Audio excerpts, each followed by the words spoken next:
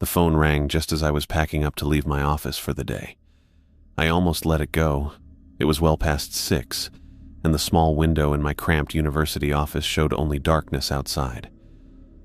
On the 4th ring, I picked up. "Dr. Leo Wells speaking," I said, wedging the receiver between my ear and shoulder while I continued sorting through the stack of ungraded papers. "Dr. Wells, my name is Ronnie Santos." The voice was crisp, cultured, with a slight British accent. "I have a proposition that might interest someone of your expertise." I sat down in my squeaky chair. "I'm listening." "I need an archaeologist to investigate a pyramid in Egypt's western desert. I'm prepared to offer $20,000 for your services." I laughed, thinking it was one of my colleagues playing a joke. 20,000? Right. "I assure you, Dr. Wells, this is no joke. Half upon agreement, half upon completion." My laughter died as I realized he was serious. "Mr. Santos, legitimate expeditions don't usually come through random phone calls to university professors. Legitimate expeditions also don't pay $20,000 for 2 weeks of work," he countered smoothly. I glanced at the pile of past due notices I'd stuffed under my keyboard. The university's latest round of budget cuts had hit the archaeology department hard. My salary had been frozen for the 3rd year running, and my student loan payments had just increased. "What exactly would this job entail?" I asked, trying to sound casual. "Translation work primarily, assessment of the site, documentation of findings. Your standard archaeological practices, Dr. Wells." I should have asked more questions. Should have requested credentials, permits, or at least a meeting before agreeing to anything. But when he mentioned the first payment would be in cash, I found myself saying yes. "Excellent," Ronnie said. "Be at Cairo International Airport in 3 days. 10 a.m. I'll have someone meet you." 3 days later, I stepped off the plane into Cairo's wall of heat, carrying nothing but a duffel bag of clothes and equipment. True to his word, a man waited for me at the arrival gate, holding a sign with my name. He led me to a private lounge where Ronnie Santos sat reading a newspaper. He was tall, at least 6'2", wearing an expensive charcoal suit that looked completely out of place in the Egyptian heat. When he looked up, his pale blue eyes seemed to cut right through me. He stood and extended his hand. "Dr. Wells, thank you for coming on such short notice." His grip was cool and firm. Up close, I noticed the silver streaking through his dark hair and the gold chain of a pocket watch crossing his vest. "Mr. Santos?" I nodded. "You mentioned payment?" He smiled thinly and slid a briefcase across the table. I opened it to find stacks of $100 bills. "10,000 as agreed," he said. "The rest upon completion." I closed the briefcase, trying not to look as desperate as I felt. "And the pyramid?" "All in good time. First, I'd like you to meet my assistant." A younger man who had been standing by the window turned around. He was shorter than both of us, with sandy blonde hair that stuck up at odd angles. His green eyes darted around the room, never settling on anything for long. "Bobby Buck," Ronnie introduced him. "He handles the logistics." Bobby gave a quick nod but didn't offer his hand. His shirt was rumpled and he kept fidgeting with his collar. "Nice to meet you," I said, but Bobby had already turned back to the window, muttering something I couldn't catch. "Shall we?" Ronnie gestured toward the exit. Outside, a black SUV with tinted windows waited. Bobby took the wheel while Ronnie and I sat in the back. As we pulled away from the airport, I noticed the sun was beginning to set. "We'll drive through the night," Ronnie explained. "The site is remote and I prefer to arrive at dawn." "How was this pyramid discovered?" I asked. "I haven't heard anything about a new find in the western desert." Ronnie smiled. "Satellite imaging, a private company I have investments in, and no one else knows about it yet. No government agencies, no universities, no other archaeologists." I frowned. "That's not how this works. There are permits, protocols, All of which take time, Dr. Wells. Time during which others would swoop in and claim our discovery. He leaned forward. I'm not interested in academic credit or museum displays. I'm interested in what's inside. The way he said it made my skin crawl. As we drove deeper into the desert, the roads became rougher, then disappeared altogether. Bobby navigated by GPS, the blue light from the screen casting eerie shadows across his face. Every so often, he would mutter something under his breath and glance nervously out the window. Is he okay? I whispered to Ronnie after several hours of this behavior. Bobby is sensitive, Ronnie replied quietly. Don't mind him. I looked out at the empty desert stretching in all directions, illuminated only by our headlights and the moon overhead. Bobby's nervous energy was making me increasingly uneasy. He kept checking the rearview mirror, though there was nothing behind us but darkness. Something out there, Bobby mumbled, loud enough for me to hear this time. Something watching. Ronnie shot him a sharp look. Focus on driving, Bobby. I shifted in my seat, suddenly very aware of how far we were from civilization, and how little I knew about these men. The briefcase with the money sat heavy at my feet, a reminder of why I'd agreed to this in the first place. Bobby's hands tightened on the steering wheel as he stared fearfully into the empty desert. They know we're coming, he whispered. My growing sense of unease turned to genuine concern. What had I gotten myself into? The black pyramid appeared against the dawn sky like it had always been there. One moment, there was nothing but empty desert stretching to the horizon, and the next, this massive structure stood before us, nearly 400 feet tall, and made of some material that seemed to absorb the early morning light rather than reflect it. I rubbed my eyes, wondering if exhaustion from our night journey was making me hallucinate. Remarkable, isn't it? Ronnie said beside me, his voice carrying a note of triumph. Just as my research indicated. I stared up at the structure, trying to make sense of what I was seeing. The hieroglyphs carved into its surface seemed to move, shifting positions whenever I tried to focus directly on them. I'd spent my entire career studying ancient Egyptian writing, but these symbols were unlike anything I'd ever encountered in academic literature. This can't be real, I said, taking an involuntary step backward. A structure this size would have been documented. Satellite imagery, aerial surveys, someone would have found it. Ronnie smiled, the expression not quite reaching his pale blue eyes. And yet here it stands, Dr. Wells, precisely where my coordinates indicated it would be. Bobby had stopped the SUV about 50 yards from the pyramid's base. He remained behind the wheel, knuckles white as he gripped the steering wheel, staring through the windshield at the impossible structure. Come along, Ronnie said, opening his door. We have work to do. I grabbed my duffel bag and followed him out into the cool morning air. The temperature would climb quickly once the sun rose higher, but for now, the desert held a pleasant chill. Bobby eventually joined us, moving like a man in a trance, his eyes never leaving the pyramid. The entrance is on the northern face, Ronnie said, already walking confidently toward the structure. My research was quite specific about that detail. I hurried to catch up with him, sand crunching beneath my boots. What research? There's no academic literature about this place. Not all knowledge is found in your university libraries, Dr. Wells.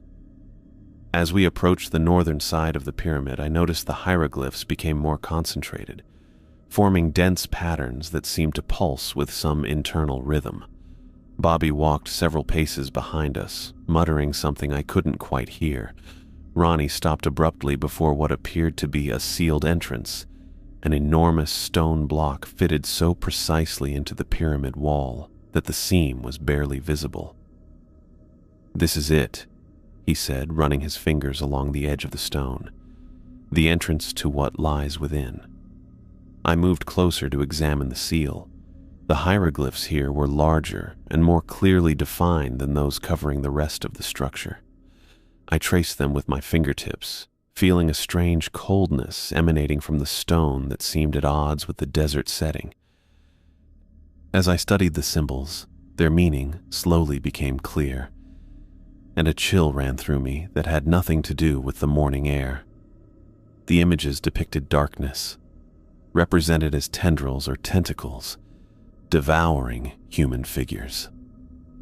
The accompanying text was a warning, as explicit as any I'd ever seen in my years of archaeological work. "Let the sleeper remain undisturbed," I translated aloud, my mouth suddenly dry. "What else?" Ronnie pressed, his eyes gleaming with intensity. I continued translating, my unease growing with each symbol. "Those who break the seal invite the darkness into themselves. The sleeper hungers after eons of imprisonment. Only death awaits the one who wakes it." Ronnie laughed, the sound echoing against the black stone. Typical tomb protection mythology. The ancient Egyptians were masters of dramatic warnings. "This doesn't look like typical Egyptian iconography," I said, still studying the hieroglyphs. "The style is different, and I've never seen references to a sleeper in any known texts." "Superstition, nothing more," Ronnie said dismissively. He returned to the SUV and came back carrying a large metal case. When he opened it, I saw an array of tools: hammers, chisels, drills, and other equipment for breaking through stone. "You want me to break the seal?" I asked, looking back at the warning hieroglyphs.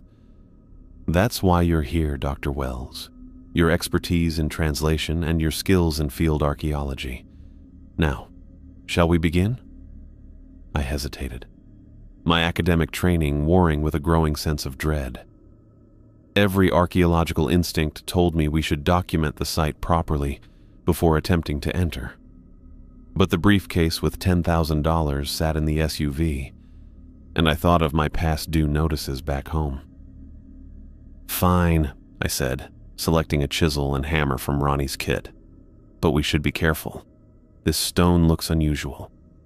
I positioned the chisel against what appeared to be the weakest point in the seal and struck it with the hammer.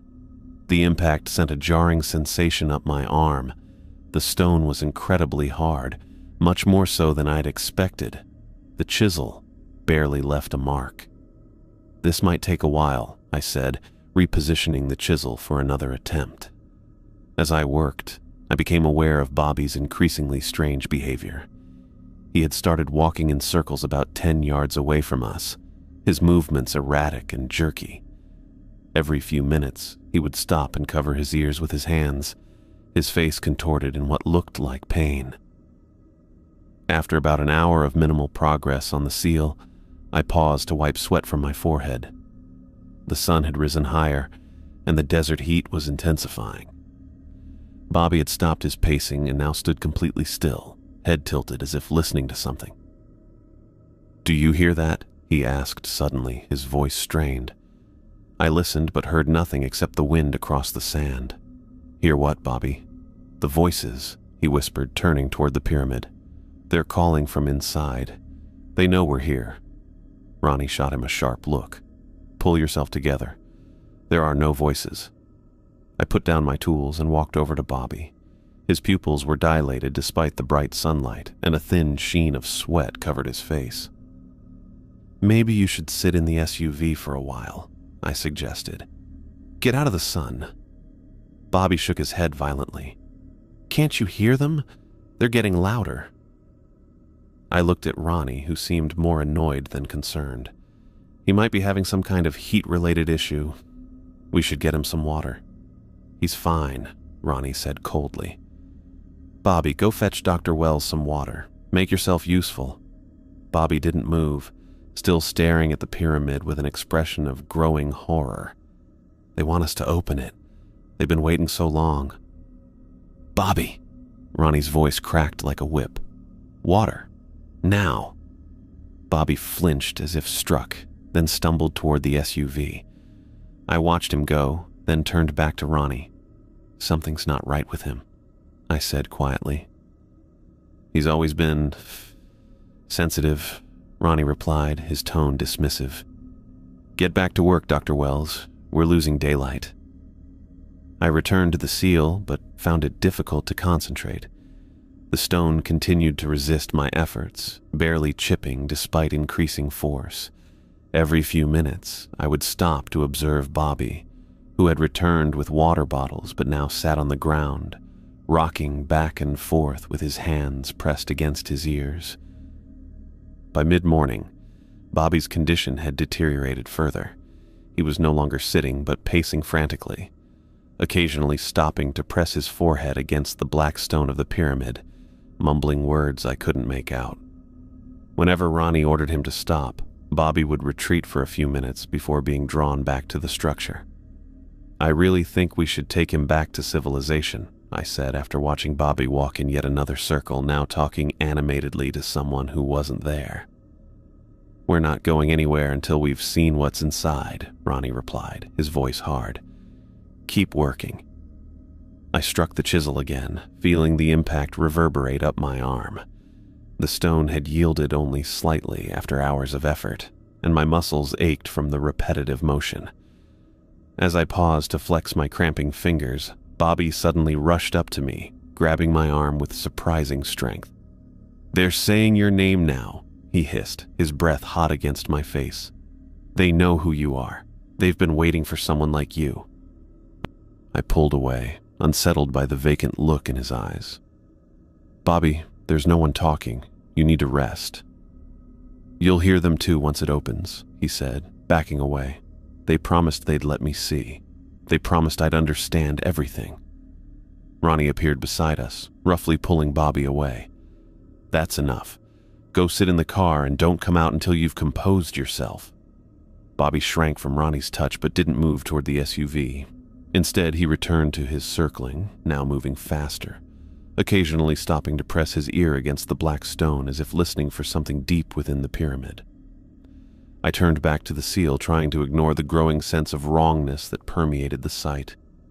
The hieroglyphs seemed to shift more actively now, the warning about the sleeper appearing to pulse with each strike of my hammer against the chisel. The stone remained stubborn, yielding only tiny fragments despite my best efforts. As the sun climbed higher in the sky, Bobby's behavior became increasingly erratic. He now alternated between periods of absolute stillness, standing with his face pressed against the pyramid wall, and frantic movement, running in circles while covering his ears and shouting about the voices growing louder. "Make them stop," he cried during one such episode, dropping to his knees in the sand. "They won't stop talking. They keep saying the same things over and over." I put down my tools again. "Ronnie, we need to help him. Whatever's happening, it's getting worse." Ronnie looked at Bobby with cold calculation rather than concern. "Fascinating," he murmured. "He's always been sensitive to certain frequencies, but this is beyond anything I've seen before." "This isn't some science experiment," I said, my frustration mounting. "He needs medical attention." "What he needs is for you to open that seal," Ronnie replied sharply. "The sooner we get inside, the sooner we can leave." I reluctantly returned to my work, but couldn't shake the feeling that Bobby was reacting to something real, something connected to this impossible pyramid that had appeared in the desert overnight. The stone continued to resist my efforts, almost as if it were fighting back against my attempts to breach it.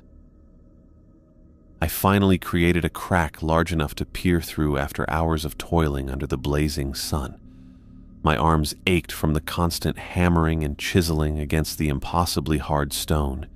Sweat ran down my face in rivulets, stinging my eyes and soaking through my shirt. The crack was barely wider than my finger, but it represented more progress than I'd made all morning. Cool air rushed out from the opening, carrying a smell of ancient decay mixed with something metallic that turned my stomach. The odor wasn't like anything I'd encountered in previous excavations. Not the dry mustiness of sealed tombs or the earthy scent of buried artifacts. This was sharper, almost like copper pennies in ozone, with undertones of something rotting that had never been alive in the first place. "Do you smell that?" I asked, turning to Ronnie, who stood watching me work with his arms crossed, seemingly immune to the desert heat in his tailored suit. "Just keep working, Dr. Wells," he replied, his pale blue eyes fixed on the small opening I'd created. "We're making progress." Behind us, Bobby had grown quieter over the last hour, which I'd initially taken as a good sign. He sat on a rock about 20 feet away, rocking slightly back and forth, his sandy hair plastered to his forehead with sweat. His muttering had become so constant that it had faded into background noise, like the buzz of insects in the desert air. I turned back to the seal, pressing my eye against the crack to see if I could glimpse anything inside. The darkness beyond seemed deeper than natural shadow, as though it were something tangible rather than merely the absence of light. I pulled back, unnerved, and reached for my water bottle. That's when Bobby started screaming. "They're louder now! They're so loud!" His voice cracked as he leapt to his feet, hands pressed against his ears. "Can't you hear them? They're screaming at me." Ronnie turned toward his assistant with a look of annoyance rather than concern. "Bobby, calm yourself. We're nearly—" But Bobby wasn't listening. He lurched toward us with jerky, uncoordinated movements, his eyes wild and unfocused. Before I could react, he grabbed a chisel from the toolkit laid out beside me. "They say I have to stop it," Bobby shrieked, his voice barely recognizable. "They say I can't let you open it." He lunged at Ronnie with shocking speed, slashing wildly with the chisel. Ronnie tried to step back, but Bobby caught him across the cheek. Blood immediately welled up and streamed down Ronnie's face. "Bobby, stop!"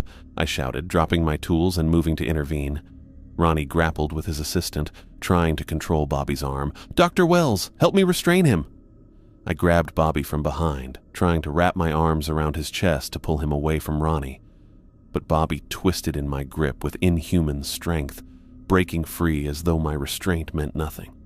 He turned on me and I stumbled backward as I saw his face up close. His eyes had rolled back completely, showing only whites. Foam gathered at the corners of his mouth, spilling down his chin as he continued to scream about the voices. "They told me you'd try to stop me," he snarled, slashing the chisel through the air inches from my face. "They said you're just like all the others." I fell back against the pyramid wall, the rough stone scraping my back through my shirt. Bobby advanced on me, raising the chisel like a dagger. I grabbed his wrist with both hands, struggling to keep the sharp tool from plunging into my chest. His strength was impossible, like trying to hold back a machine rather than a man. "Ronnie," I gasped, my arms shaking with effort. "Do something!" Behind Bobby, I saw Ronnie grab a heavy stone from the ground, one of the fragments I'd chipped from the seal. He raised it high and brought it down hard against the back of Bobby's head with a sickening crack. Bobby went rigid. The chisel clattered from his suddenly limp fingers. His eyes, still showing only whites, seemed to focus on something far away. Then he collapsed, folding to the ground like a puppet with cut strings. I stood frozen, my back pressed against the pyramid wall, breathing hard. Blood began pooling beneath Bobby's skull, spreading slowly across the sand. Ronnie knelt beside his assistant, pressing 2 fingers against Bobby's neck. After a moment, he looked up at me and shook his head. "He's gone," Ronnie said, his voice steady despite the blood still flowing from the gash on his cheek. He stood up, brushing sand from his knees with an absurd fastidiousness given the circumstances. "We need to get help," I said, my voice shaking. "We need to call someone. The authorities, a doctor, anyone." "And tell them what exactly?" Ronnie asked, pulling a handkerchief from his pocket and pressing it to his bleeding cheek. "That my assistant went mad and attacked us in the middle of the desert beside a pyramid that officially doesn't exist? Use your head, Dr. Wells." "But he's dead," I said, staring at Bobby's crumpled form. "You killed him." "I protected us," Ronnie corrected. "Whatever affected Bobby is connected to this pyramid's influence. You saw how he changed. That wasn't normal behavior. No court would convict me." I looked from Bobby's body to the crack in the seal. from which that strange metallic-tinged air continued to flow. We should leave. Now. Whatever this place is, it's not worth dying for. Ronnie's expression hardened. We've come too far to turn back. You will continue working on that seal, Dr. Wells. Remember our agreement. Agreement? A man just died. And that's unfortunate, Ronnie said coldly, but it changes nothing about our purpose here. The seal, Dr. Wells. Now. I stared at him, trying to process his callousness.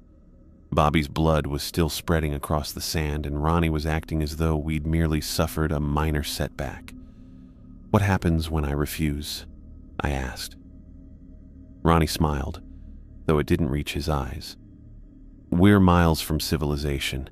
Your phone has no signal. I control the only vehicle. And I've just demonstrated what happens when someone tries to interfere with my plans. He gestured toward Bobby's body. I'd prefer your willing cooperation, but I'll accept your fearful compliance if necessary. The threat hung in the air between us. I looked at the SUV parked about 50 yards away, calculating my chances of reaching it before Ronnie could stop me. As if reading my thoughts, he pulled something from inside his jacket, a small pistol that he pointed casually in my direction. The seal, Dr. Wells. Please. With shaking hands, I picked up my hammer and chisel again. My mounting terror made it difficult to focus, but I forced myself to return to the crack I'd created. Each strike of the hammer sent vibrations through my arms, and the metallic smell grew stronger as the crack widened. That's it, Ronnie encouraged, watching me work with the gun still held loosely in his hand. Just a little more. I continued working, feeling an increasing sense of dread as the crack widened. The hieroglyphs around the seal seemed to pulse more actively with each hammer strike, particularly those warning about the sleeper. Bobby's body lay just a few feet away, a constant reminder of what awaited me if I defied Ronnie, and perhaps what awaited us both if I succeeded in opening the seal. I widened the opening with methodical strikes, each hammer blow sending shock waves up my arm. The stone was unnaturally hard, but after another hour of work, I'd created a gap large enough for a person to squeeze through. My shirt clung to my back with sweat despite the cooling air that now flowed from the darkness beyond the seal. Feel that, I said, wiping my forehead with my sleeve. It's getting colder. The air carried that same metallic smell, stronger now, with underlying notes I couldn't identify. As I paused to catch my breath, I heard something else. A faint sound coming from deep within the structure. At first, I thought it might be the wind moving through ancient corridors, but there was a pattern to it, rising and falling like distant conversation. Do you hear that? I asked, looking over at Ronnie. He stood a few feet away, staring intently at the opening I'd created, the gun still held loosely in his hand. Bobby's body lay where it had fallen, blood now dried to a dark crust in the sand. I'd tried not to look at it while I worked. Fascinating, Ronnie said, stepping closer to the gap. He tucked the pistol into his jacket and pulled out a large, tactical flashlight. Time to see what's waiting for us. Wait, I said, grabbing his arm. We should contact authorities first. This isn't right. Bobby is dead, and we have no idea what's in there. We need backup, proper equipment, a team. Ronnie yanked his arm free. We've come too far to turn back now, Dr. Wells. His pale blue eyes had an almost feverish intensity. You've been paid to do a job, and that job isn't finished until we see what's inside. But the authorities don't know this pyramid exists, and I intend to keep it that way until I've seen what it contains. He switched on the flashlight, its powerful beam cutting through the darkness beyond the opening. You can either come with me or wait here with Bobby. Your choice. I looked from Ronnie to the body on the sand, then back to the narrow opening. The whispers seemed to grow louder, more insistent. I had no desire to go inside, but staying alone in the desert with a corpse while Ronnie had the only vehicle keys wasn't an appealing alternative. Fine, I said. But we should be quick, document what we find, and get out. Ronnie didn't respond. He simply turned sideways and began working his tall frame through the opening, the beam of his flashlight disappearing into the darkness. After a moment's hesitation, I grabbed my own smaller flashlight from my duffel bag and followed. The gap was tight, the stone edges scraping against my back and chest as I squeezed through. The air inside hit me like a wall of cold, raising goosebumps on my skin. My flashlight beam seemed weak, barely penetrating the darkness that surrounded us. "My God," Ronnie whispered ahead of me, his voice echoing strangely. I stepped forward and saw what had prompted his reaction. We stood in a chamber so vast that our lights couldn't reach the ceiling or the far walls. The darkness seemed almost alive, swallowing our beams rather than being illuminated by them. "This is impossible," I said, my voice sounding small in the enormous space. The exterior dimensions of the pyramid couldn't contain a room this size. I swung my light toward the nearest wall and froze. The entire surface was covered in hieroglyphs similar to those on the outer seal, but far more numerous and complex. I stepped closer, trying to make sense of the symbols, but every time I focused on a specific section, the glyphs seemed to shift and change, as if rearranging themselves when not directly observed. "Are you seeing this?" I asked, blinking hard. "The writing, it's moving. It's just an optical illusion," Ronnie said dismissively, already moving forward. "The floor slopes downward. There must be more chambers below." He was right. The smooth black stone floor angled gently downward, leading deeper into the pyramid. The air grew noticeably colder as we descended, and I could see my breath forming small clouds in front of my face. "This makes no sense," I muttered, more to myself than to Ronnie. "The temperature shouldn't drop like this, and these materials, I've never seen stone like this before." Ronnie moved ahead quickly, his flashlight beam dancing across the walls as he walked. "Look at these reliefs," he called back, his voice tinged with excitement. "They show some kind of ritual." I reluctantly caught up to him, keeping my eyes on the floor to avoid looking at the moving hieroglyphs. The wall Ronnie was examining contained a series of carved panels depicting human figures interacting with tall, shadow-like entities. The humans were shown kneeling, arms raised in what might have been supplication or terror, while the shadow figures extended what looked like tendrils toward them. "These aren't Egyptian," I said, studying the carvings. "They don't match any known ancient Egyptian artistic style or religious iconography." "Perhaps they're older," Ronnie suggested, moving his light along the sequence of panels. "Look how the shadows seem to be entering the human figures in these later scenes." I didn't want to look, but I couldn't help myself. The final panels showed the human figures transformed, their bodies elongated and darkened, becoming more like the shadow entities themselves. The whispering sounds grew louder as we moved deeper, no longer able to be mistaken for wind. There were distinct voices speaking in overlapping patterns, rising and falling in volume. "Do you hear them?" I asked, stopping in my tracks. "Hear what?" Ronnie asked, though I could tell from his expression that he heard them too. "The voices," I said. "Like what Bobby was talking about."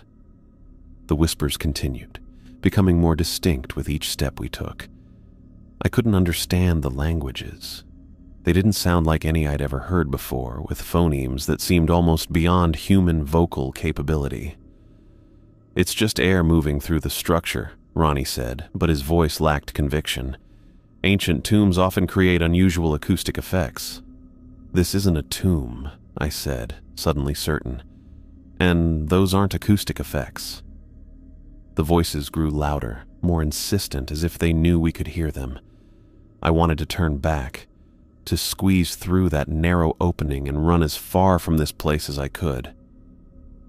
But Ronnie kept moving forward, drawn deeper into the pyramid by whatever waited ahead, and I followed, afraid of being left alone in the dark with the whispers. I watched as Ronnie's flashlight beam cut through the darkness, revealing a vast chamber that stretched beyond what seemed possible.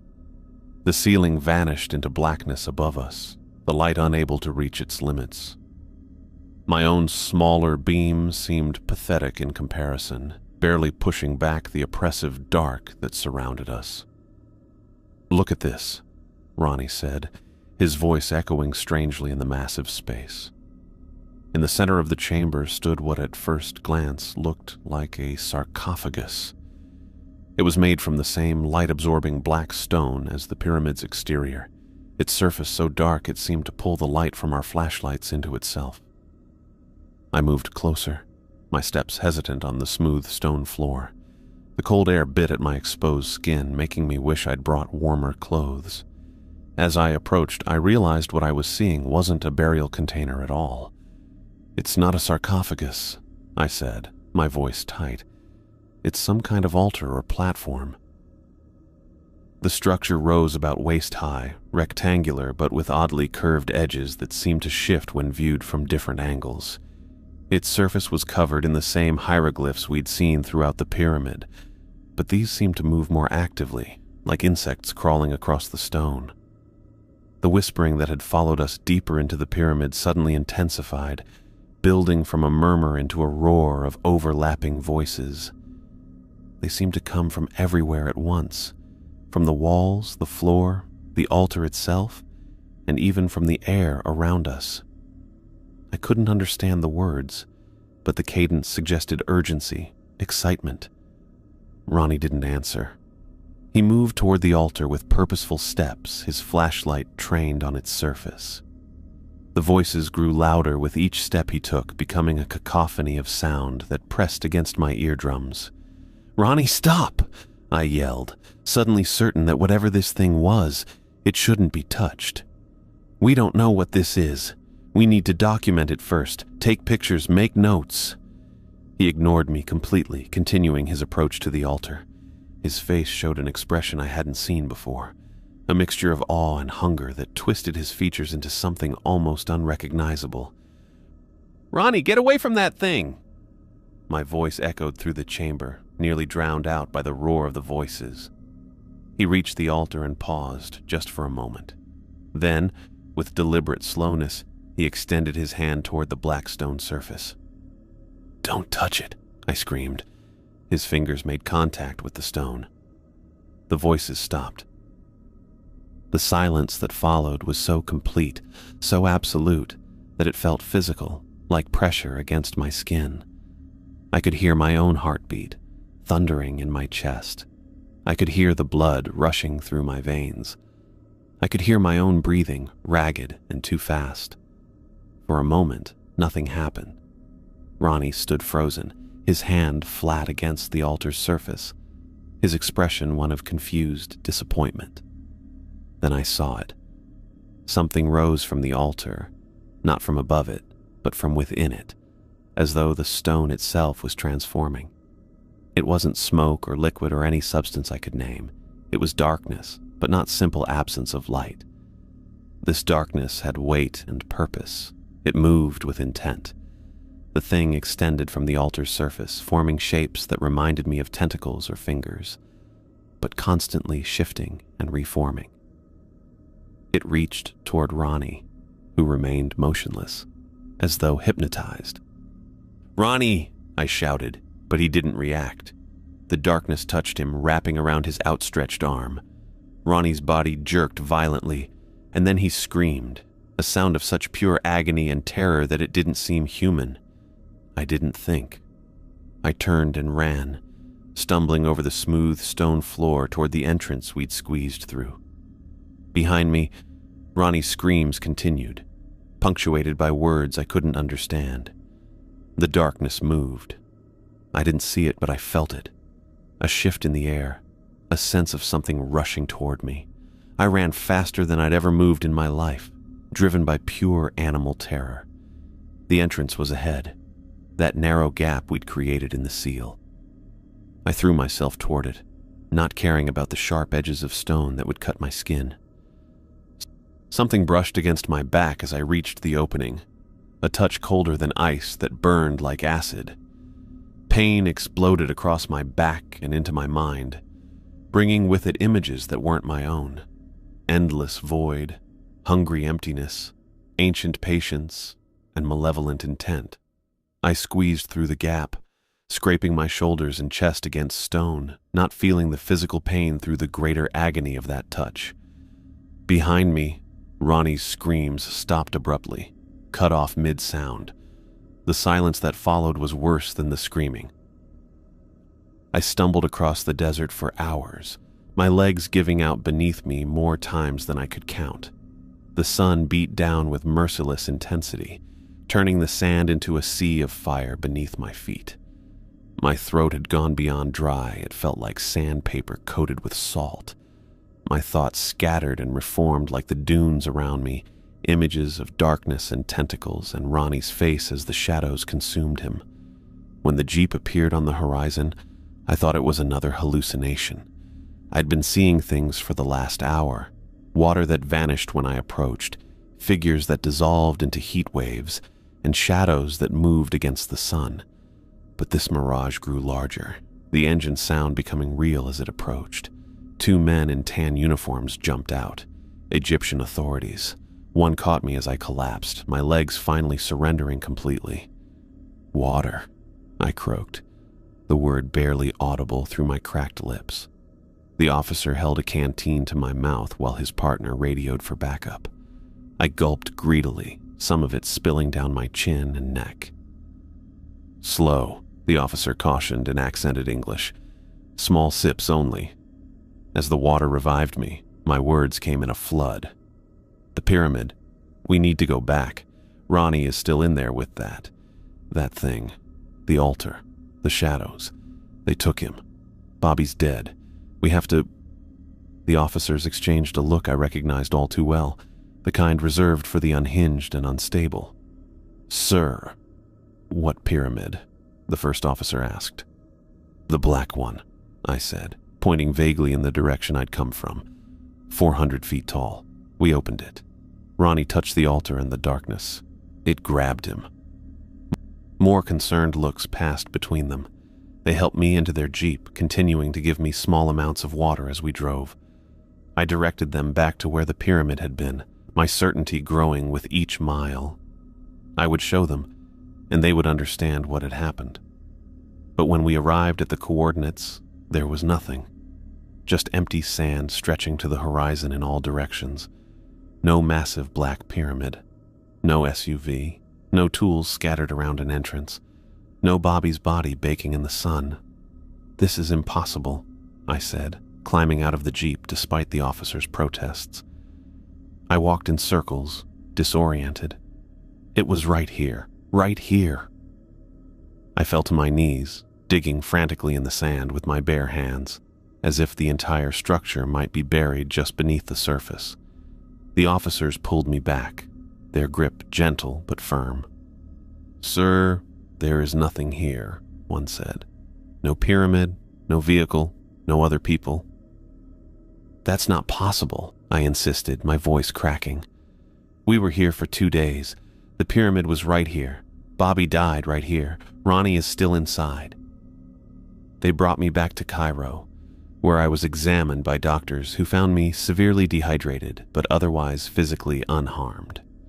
The questioning began almost immediately, officials in various uniforms asking the same questions in different ways. Who had I traveled with? What was the purpose of my trip? Where exactly had I been? Where were my companions now? I told them everything repeatedly, my story never changing.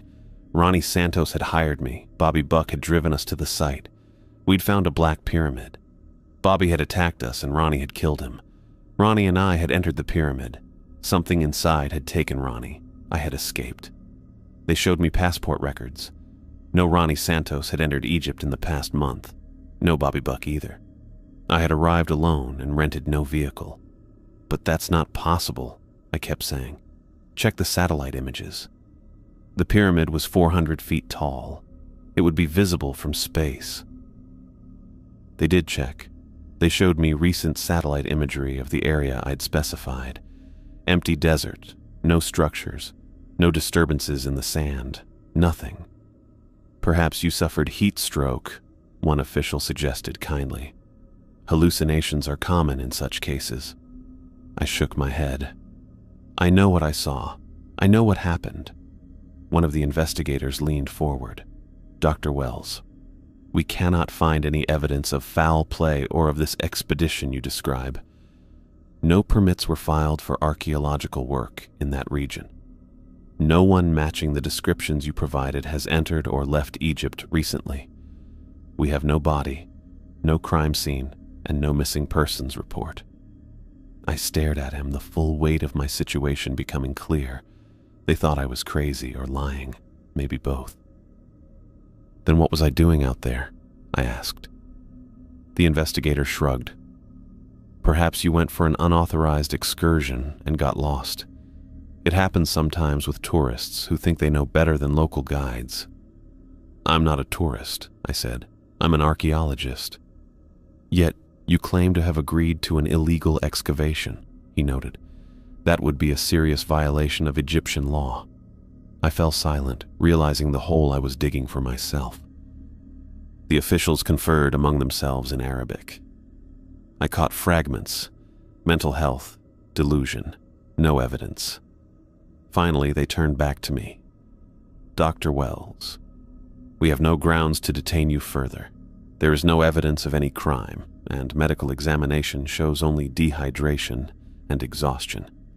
You are free to leave Egypt, but we strongly advise against any further unauthorized ventures into the desert.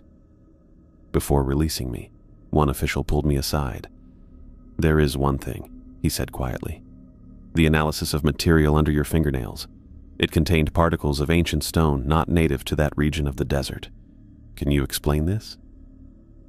I looked down at my hands. Dark particles were still embedded under my nails from hours of chiseling at that impossibly hard stone. That's from the pyramid seal, I said. I opened it. He stared at me for a long moment, then nodded slightly. Get some rest, Dr. Wells, and perhaps consider speaking with someone when you return home. 2 days later, I was on a flight back to the United States, my mind still reeling. How could a structure that massive simply vanish? Where were Ronnie and Bobby? Had I imagined everything? No. The stone particles under my fingernails proved something had been real. The cuts on my back from squeezing through the opening were real. The burn where the darkness had touched me was real.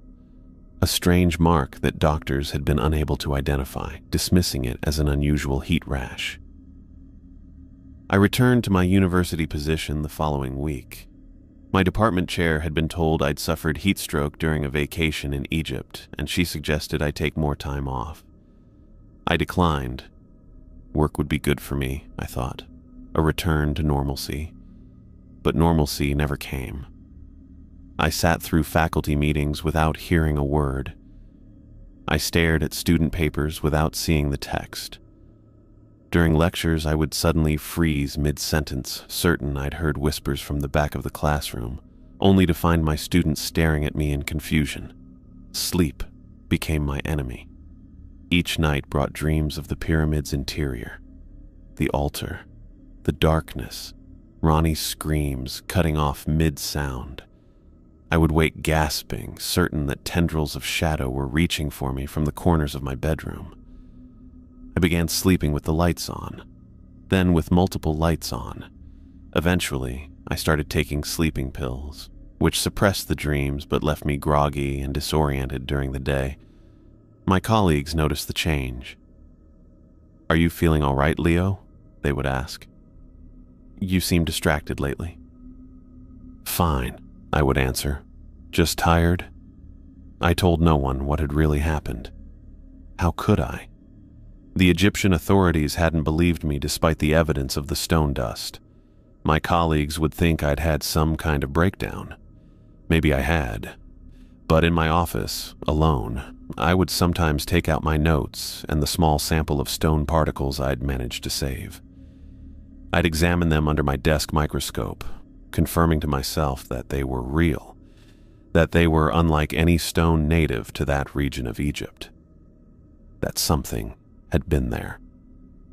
During a lecture one afternoon, I found myself discussing ancient Egyptian burial practices when I suddenly realized I was describing hieroglyphs from the pyramid, symbols that weren't in any textbook or archaeological record. I stopped mid-sentence, aware that my students were looking at me strangely. "Professor Wells?" one of them asked. "Are you okay?" I gathered my notes with shaking hands. "Class dismissed early today. Review chapters 7 and 8 for next time." As they filed out, I sank into my chair, pressing my palms against my eyes. I was losing my grip. The whispers that weren't there seemed to follow me everywhere now. In quiet rooms, in crowded hallways, in my car during my commute, always just below the threshold of comprehension, but growing more insistent. I caught myself listening for them, straining to make out words. Sometimes I thought I could almost understand what they were saying, as if the meaning hovered just beyond my grasp. In those moments, I would deliberately turn on music or the television, drowning them out before I could be tempted to listen more carefully. At night, I began checking my email compulsively, half expecting to see a message from Ronnie Santos. I jumped at every phone call from an unknown number. Each letter in my mailbox made my heart race until I confirmed it wasn't from him. What terrified me most was the growing certainty that whatever had happened in that pyramid wasn't over. That whatever had taken Ronnie hadn't forgotten about me. That the touch of darkness on my back had marked me somehow, connected me to something ancient and patient and hungry. But I told no one. What would I say? That I'd helped open a supernatural doorway in a pyramid that no longer existed? That I was being haunted by whispers from beings that lived in darkness? That I was waiting for a dead man to contact me? They would consider me mentally unstable. Sometimes I wondered if they would be right. I got an envelope with no return address 6 months after I came back from Egypt. It arrived with my regular mail, bills, academic journals, and the usual university memos. I almost missed it, sandwiched between an overdue notice for my water bill and the anthropology department's monthly newsletter. The envelope was cream-colored, made of heavy stock paper that felt expensive between my fingers. My name and address were written in flowing script that seemed too perfect to be handwritten, no stamp. Someone had hand-delivered it. I tore it open while standing at my kitchen counter. Inside was a single sheet of paper, the same cream color as the envelope, but even heavier with the subtle texture of cotton fiber. The kind of stationery that costs more than most people spend on a week's worth of groceries. My hands started shaking before I'd even read the first line. "Dr. Thompson, your services are required for an expedition to Antarctica. The work we began in Egypt must be completed. Payment will be substantial. Yours truly, Ronnie Santos." I dropped the letter like it had burned me. It fluttered to the floor, landing face up on the linoleum. I backed away until I hit the refrigerator, my heart hammering in my chest. Ronnie Santos, the man I watched place his hand on that black altar inside the pyramid. The man whose screams cut off so abruptly when the darkness took him. The man who couldn't be alive. I slid down to the floor, my back against the fridge, and stared at the letter from across the kitchen. Antarctica? The work we began in Egypt? What the hell did that mean? After a few minutes, I crawled forward and picked up the letter again. I studied the signature, comparing it to the memory of forms Ronnie had signed in my presence back in Egypt. The elegant loops, the distinctive way he crossed his T's, it matched perfectly. This wasn't some sick joke. Either someone had gone to extraordinary lengths to forge his handwriting, or...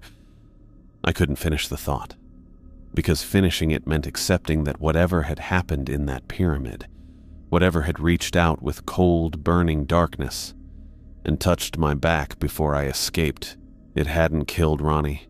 It had changed him. I got up from the floor and went straight to my office. I unlocked the bottom drawer of my desk where I kept the microscope slides with the pyramid stone particles. Next to them was a folder containing my private notes about what had happened in Egypt, everything the authorities had dismissed as hallucinations from heat stroke. I shoved the letter inside the folder and locked the drawer again. Out of sight, but definitely not out of mind. That night, I dreamed of Antarctica for the first time. In previous nightmares, I'd been back in the pyramid, running through endless black corridors while whispers chased me. But this dream was different. I stood on a vast white plain of ice and snow that stretched to the horizon. The cold bit through my clothes, but I couldn't move. In the distance, something black rose from the ice. A structure with the same perfect geometric lines as the pyramid in Egypt. As I watched, it grew taller, pushing up through the frozen ground like some monstrous plant seeking the sun. I woke up gasping, my sheets soaked with sweat despite the chill in my bedroom. The dreams continued every night that week. Sometimes I was approaching the black structure across the ice. Sometimes I was already inside it, descending toward another altar. But always, always, there was a presence waiting for me. Something that had once been Ronnie Santos, but was now a vessel for something ancient and patient and hungry. After the third night, I gave up on sleep and started researching. If Ronnie or whatever was using his identity wanted me to go to Antarctica, I needed to know what I might be walking into. I started with the university library databases, searching for archaeological expeditions to Antarctica. There wasn't much. The continent had been visited by humans for less than 2 centuries, and permanent research stations were a relatively recent development. Most archaeological work focused on the remains of early exploration camps. But when I widened my search to include folklore and mythology about the region, things got interesting and disturbing. There were persistent legends about ancient cities buried beneath the ice. Most academic sources dismissed these as misinterpretations of H.P. Lovecraft's fictional Mountains of Madness. But some of the stories predated Lovecraft by centuries. Polynesian navigators spoke of a great southern land where the gods had imprisoned entities from before the creation of humans. Early Antarctic explorers reported strange mirages of towers and domes seen at impossible distances.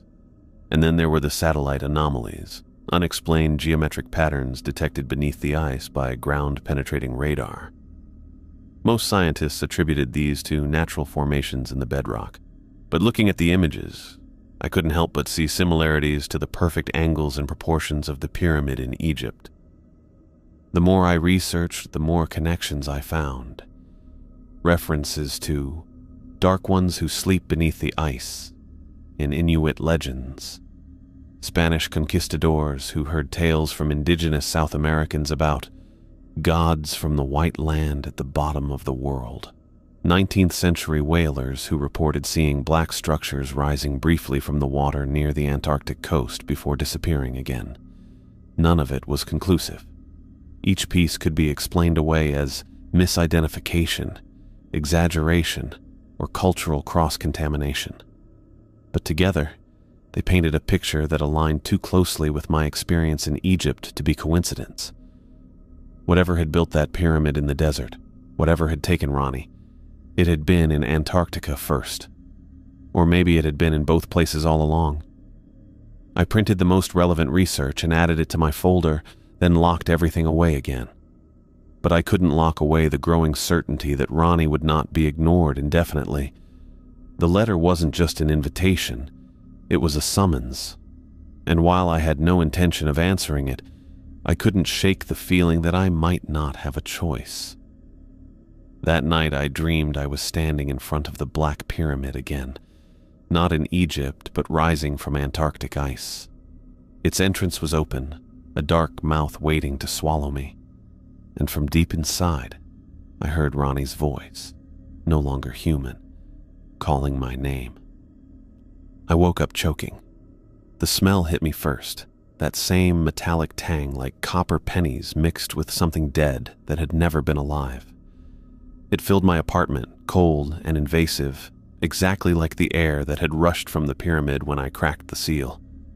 I sat up in bed, gasping, my hand automatically reaching for the lamp. The clock on my nightstand read 3:15 in the morning. I'd fallen asleep with all the lights on again, but it hadn't stopped the smell from finding me. I threw off my sheets and stumbled to the window, yanking it open to gulp fresh air. But the metallic odor didn't dissipate. It wasn't coming from outside. It was already here, inside with me. I checked every room of my small apartment, flipping on lights, opening windows, even checking the vents. The smell remained constant, neither strengthening nor weakening as I moved. When I finally returned to my bedroom, I noticed something on my desk that hadn't been there when I'd gone to sleep. A plane ticket, a folded map, and a stack of cash. I approached cautiously, as if they might attack me. The plane ticket was for a flight to Santiago, Chile, departing at 7:30 that evening. The map had coordinates marked in Antarctica, with a route drawn from the Chilean coast. And the cash, I counted it with trembling fingers, $50,000 in crisp $100 bills. No note. No explanation needed. The message was clear. Continue what we started in Egypt. I sat heavily in my desk chair, staring at the items. The smell seemed to pulse around me, stronger now, as if pleased by my discovery. I ran my fingers through my unwashed hair, trying to think clearly despite the sleep medication still fogging my brain. I could go to the police, walk into the station with the cash and ticket and tell them, what exactly? That a man who officially never entered Egypt had been consumed by darkness in a pyramid that didn't exist, and now he, or whatever was wearing him, wanted me to come to Antarctica. That I'd been receiving nightmares like clockwork for months about black structures rising from ice. The Egyptian authorities had already written me off as delusional from heat stroke. American police would do the same, probably with a psych evaluation thrown in. I picked up the plane ticket, examining it. First class, one way. Purchased with cash, no digital trail. The coordinates on the map pointed to a location deep in the Antarctic interior, far from any research stations I knew about from my hasty research. Whatever waited for me there, it wasn't finished with me. The darkness that had touched my back in the pyramid had marked me somehow, connected me to something ancient and patient and hungry. I opened my desk drawer and pulled out my folder of notes. The satellite images of geometric patterns beneath Antarctic ice, the Polynesian legends, the whaler reports of black structures. I spread them beside the ticket and cash. The connection was undeniable now. The Egyptian pyramid and whatever waited in Antarctica were linked. 2 points in some larger pattern I couldn't yet see. I had 2 choices. Wait here for whatever had taken Ronnie to eventually come for me, or meet it on its own ground. I packed methodically, pulling my heaviest winter clothes from storage. Not enough for Antarctic conditions, but a start. I added my research notes, a digital camera, extra batteries, a satellite phone I'd purchased after Egypt but never used. The stone samples went into a padded case. I didn't know if I was preparing for research or survival or both. At the university, I sent an email to the department chair requesting emergency personal leave, citing family issues. Not a complete lie. This was personal, and something inhuman was attempting to make me family.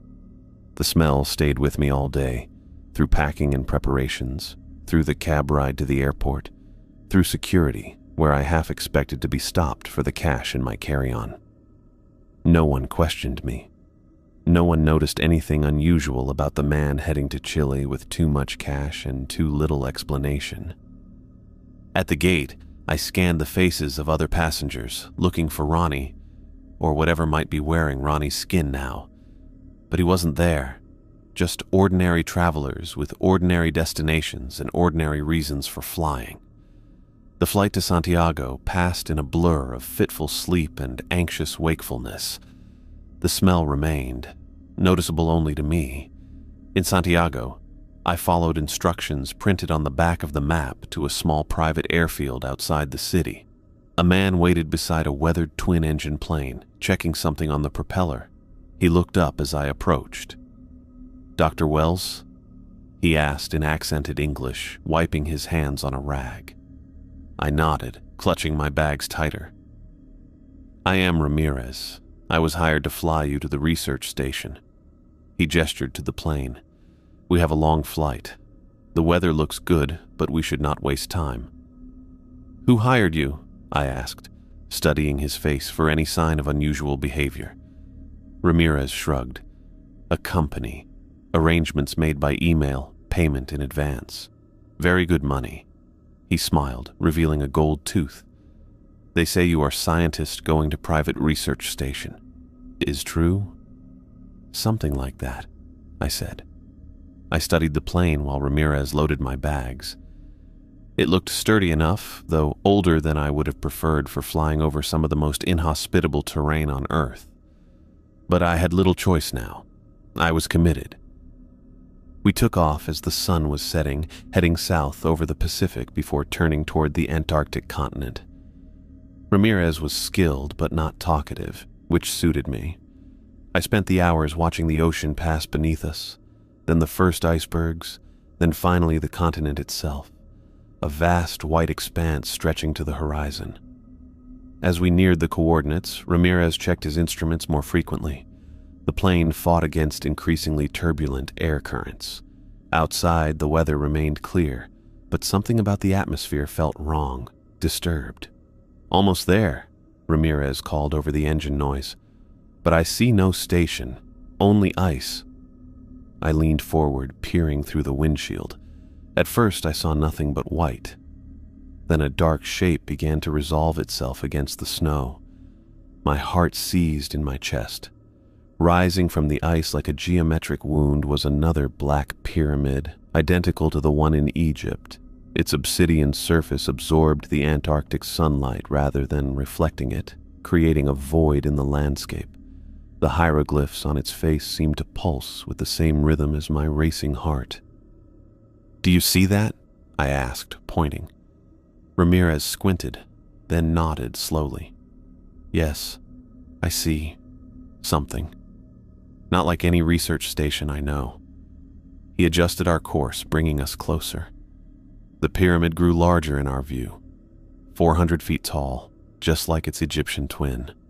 The same impossible black stone that shouldn't exist in either location. The same sense of wrongness that made my skin crawl.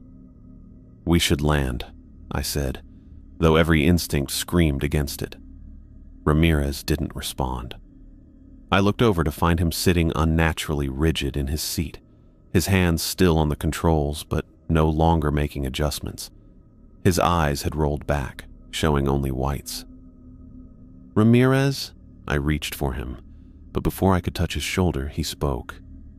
"They're talking to me," he whispered, his voice strained. "So many voices. They know you're here. They've been waiting." The plane lurched suddenly, nosing downward. Ramirez's hands tightened on the controls, pushing the yoke forward. We were diving toward the ice. "Stop!" I shouted, grabbing for the controls on my side. The dual yokes fought against each other as I pulled back while Ramirez pushed forward. The engines screamed with the sudden strain. "They want you below," Ramirez muttered, his voice no longer his own. "In the darkness, where he waits." The pyramid filled our windshield now, growing larger as we plummeted toward it. I threw myself against the yoke with all my strength, trying to pull us up, but Ramirez was stronger, his muscles fueled by whatever had taken hold of him. "Ramirez, fight it!" I yelled, but his eyes remained white, unseeing. The altimeter spun downward. Ice rushed toward us. I abandoned the yoke and lunged for Ramirez instead, trying to pull his hands free of the controls. He fought me with inhuman strength, just as Bobby had in the desert. The plane bucked and shuddered. Warning alarms blared through the cockpit. The pyramid watched our descent with ancient patience, its hieroglyphs shifting and pulsing as we approached. I managed to wrench one of Ramirez's hands from the yoke, but it was too late. The ground was too close, our speed too great. I braced myself against the seat, watching the white expanse of ice rush up to meet us. The last thing I saw before impact was the pyramid, standing impassive and eternal against the Antarctic sky, waiting to receive me. I woke to the taste of blood and the screaming pain of a broken body. The crash had happened so fast. The Antarctic ice rushing up, Ramirez's possessed strength fighting against me, the horrible impact that tore through metal and flesh alike. Now I lay half buried in twisted wreckage, the cold already seeping into my bones. Moving was agony. My left leg wouldn't respond properly, and when I touched my forehead, my fingers came away red. I tried to call out for Ramirez, but received only silence in return. Through the shattered cockpit window, I could see his body slumped forward against the controls, motionless. The sight filled me with a strange emptiness. Another life claimed by whatever force had taken Bobby in Egypt. The wind howled through the broken fuselage, carrying ice crystals that stung my face. I knew I had minutes, not hours, before hypothermia set in. My supplies were scattered among the wreckage, but even if I could reach them, a sleeping bag wouldn't save me from the Antarctic cold. I turned my head and saw it through the twisted metal. The Black Pyramid, identical to its Egyptian twin, absorbing rather than reflecting the harsh polar light. The sight of it sent waves of dread through me, but I understood with terrible clarity that it was my only option for shelter. With a grunt that turned into a scream, I pulled myself from beneath a section of fuselage that had pinned my good leg. Something warm and wet spread across my side. A new wound I couldn't see but definitely felt. I dragged myself across the ice, leaving a smeared trail of blood behind me. The cold numbed the pain somewhat, but each movement was still torture.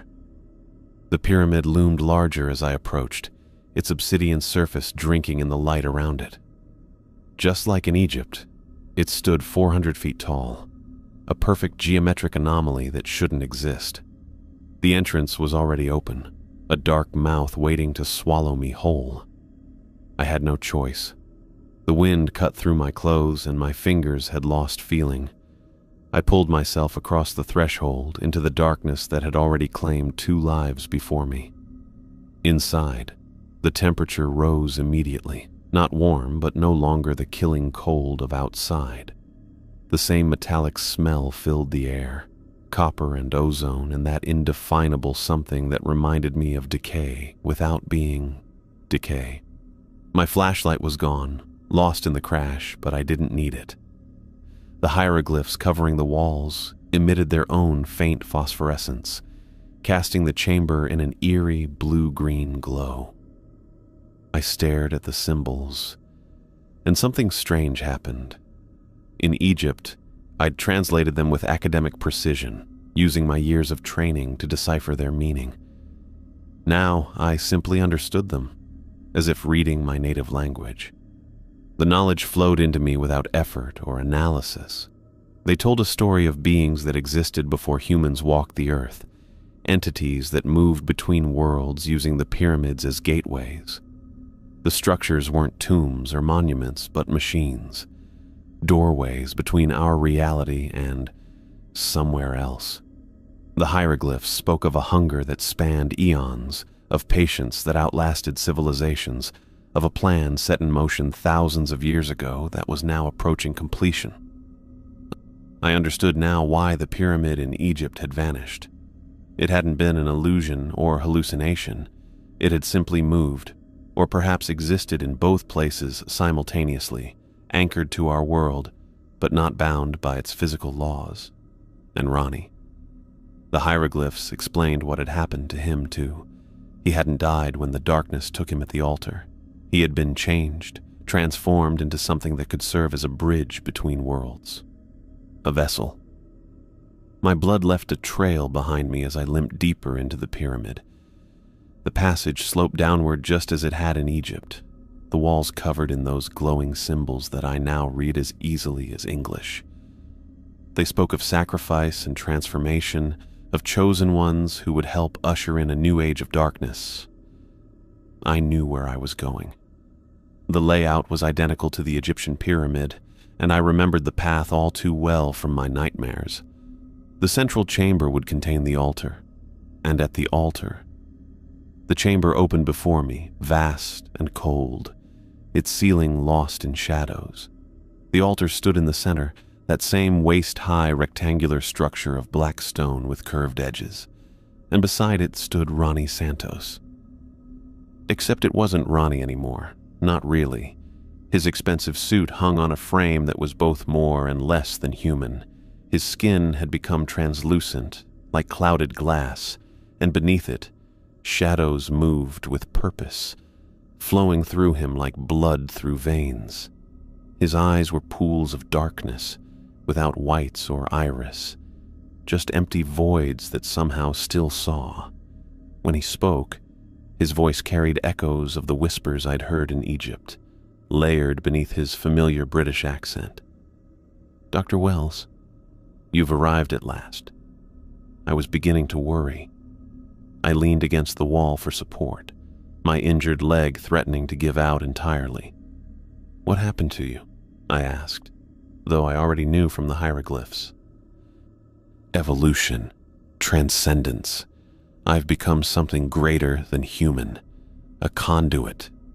The thing that had been Ronnie gestured with hands that seemed too long, the fingers moving in ways that human joints shouldn't allow. "I've been waiting for you. The ritual requires your participation." "What ritual?" I asked, playing for time while my eyes darted around the chamber, taking in every detail. "The opening of the final gate. The Egyptian pyramid was merely the first step, a test, if you will. This is where it truly begins." Ronnie's face stretched into what might have been intended as a smile. "You've been chosen, Dr. Wells. Your knowledge, your connection to the past. You're the key that completes the lock." He moved toward me with a fluid grace that no longer resembled human movement. "You have two options. Join willingly and experience wonders beyond human comprehension, or resist and be taken by force. Either way, you will serve."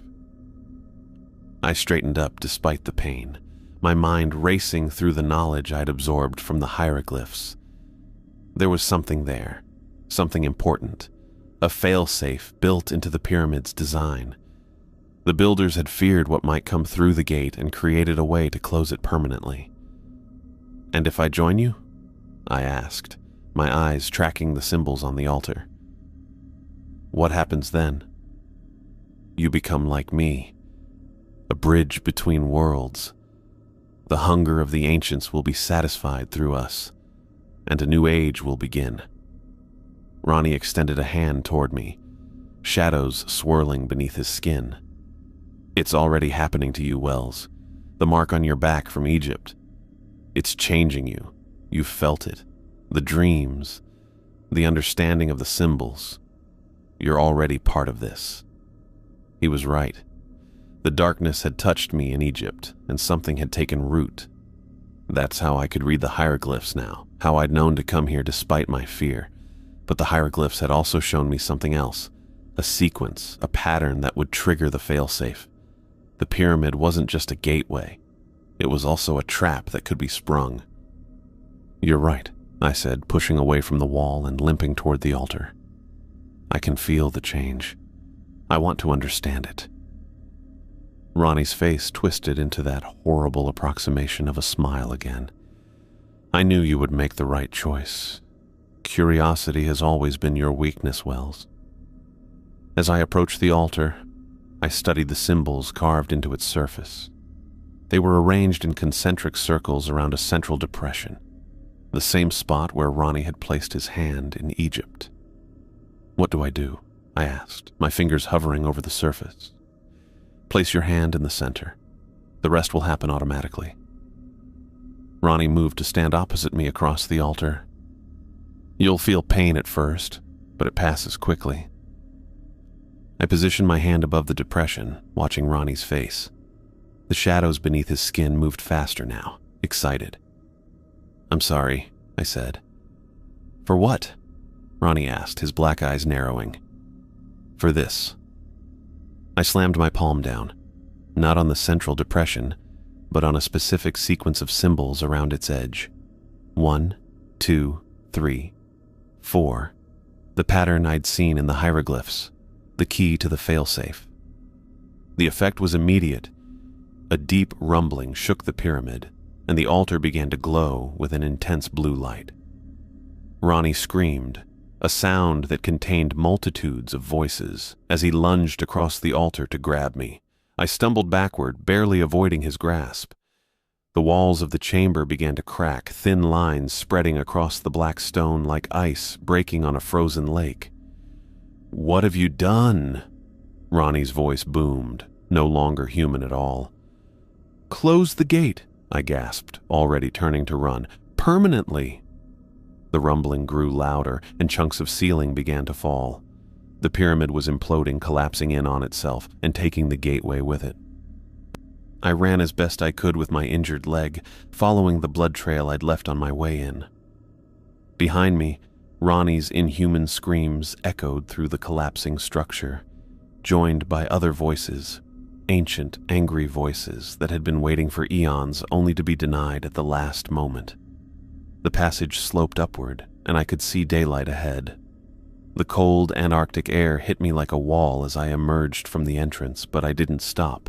I kept moving, dragging my broken body across the ice, away from the pyramid.